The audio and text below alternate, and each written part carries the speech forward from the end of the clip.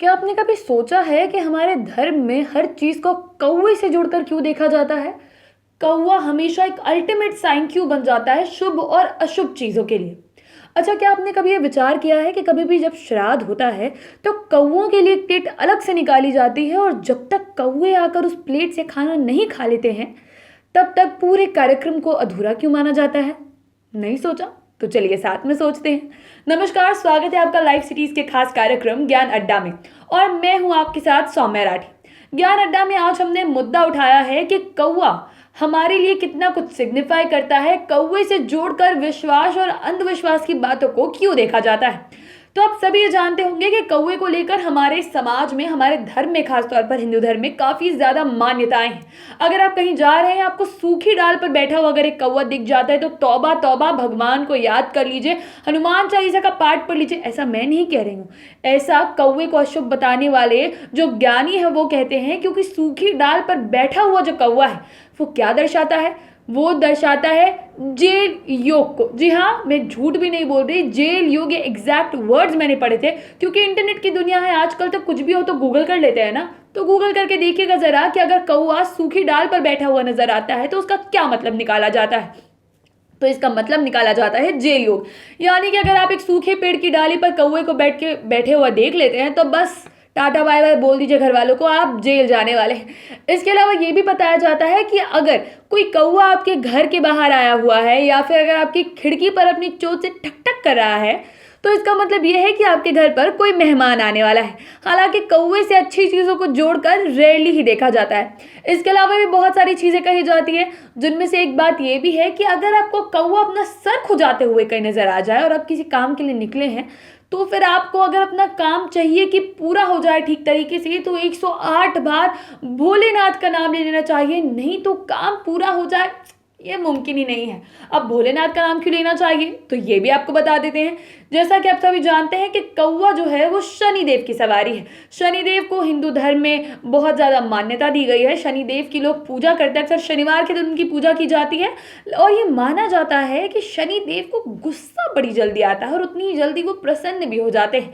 कौवा उनकी सवारी है। इसका मतलब ये कि अगर आप कोई काम करने जा रहे हैं तो शनिदेव ने आपके लिए स्पेशल इशारा भेजा है कि आपको उन्हें याद कर लेना चाहिए। लेकिन अगर आप उन्हें याद करने में असमर्थ रहे हैं तो भोलेनाथ को याद कर लीजिए, शनिदेव भी खुश हो जाएंगे। ये कहने की बातें। अब देखिए, कौवे को लेकर जैसा कि मैंने आपको बताया, 1000 तरीके की चीज़ें, 1000 तरीके की मान्यताएं जो है वो जोड़कर देखी जाती है। इसका एक बड़ा कारण यह है क्योंकि कौवे को शनिदेव की सवारी होने की वजह से हम मोस्ट ऑफ द टाइम एक अशुभ संकेत की तरह देखा गया है। क्योंकि शनिदेव, जैसा कि मैंने आपको पहले भी बताया, काफ़ी जल्दी नाराज़ हो जाते हैं छोटी छोटी गलतियों से। वो उतनी ही जल्दी मान भी जाते हैं, लेकिन उन्हें प्रसन्न करने में जितना वक्त नहीं लगता उससे ज़्यादा जल्दी वो नाराज़ हो जाते हैं। और शनिदेव के प्रकोप से जुड़ी तमाम कहानियां हैं ये बताने के लिए कि लोगों को उनसे डर क्यों लगता होगा।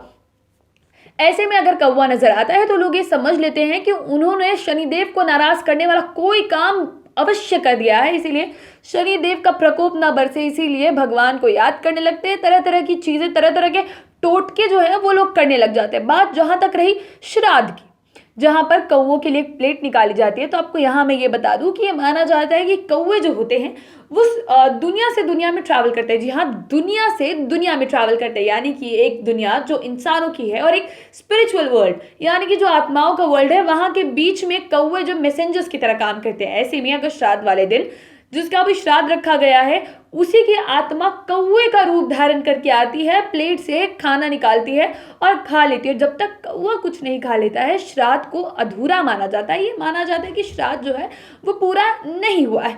लेकिन कौवे को इतना ज़्यादा महत्व देने के पीछे एक सबसे बड़ा कारण, सबसे मुख्य कारण यही है कि वो शनिदेव की सवारी उन्हें माना जाता है। इसीलिए कौवे को शुभ और अशुभ से जोड़कर हर एक चीज़ में देखा जाता है। लेकिन ये ज़रूरी है कि हम इस बात को ध्यान में रखें कि कौवे को लेकर अपने मन में 50 तरीके के भ्रम पालने की जरूरत नहीं है। क्योंकि कौवे को अक्सर उन जगहों पर देखा गया है जहां पर जो जानवर है वो मर जाते हैं या फिर जो सड़ी गली लाश है वहां पर कौवे अक्सर नजर आते हैं। इसलिए कौवे को डेथ ओमन यानी कि मौत के साइन की तरह देखा जाता है। लेकिन वो सिर्फ इसलिए क्योंकि जिस तरीके के वो ऑर्गेनिज्म है, जिस तरीके के वो पक्षी है, वो वैसी ही जगहों पर अपने लिए भोजन तलाश रहे होते हैं। इसलिए नहीं क्योंकि वो वहां आपकी मौत का इशारा देने के लिए बैठे हुए हैं। उम्मीद करती हूँ कि आपको ज्ञान अड्डा की ये वीडियो पसंद आई होगी। अगर इस वीडियो को यूट्यूब पर देख रहे हैं तो चैनल को सब्सक्राइब करें, फेसबुक पर देख रहे हैं तो पेज को लाइक करें। कमेंट सेक्शन में आप ये भी बता सकते हैं कि ज्ञान अड्डा में आप और किन मुद्दों पर वीडियोस देखना चाहते हैं। धन्यवाद।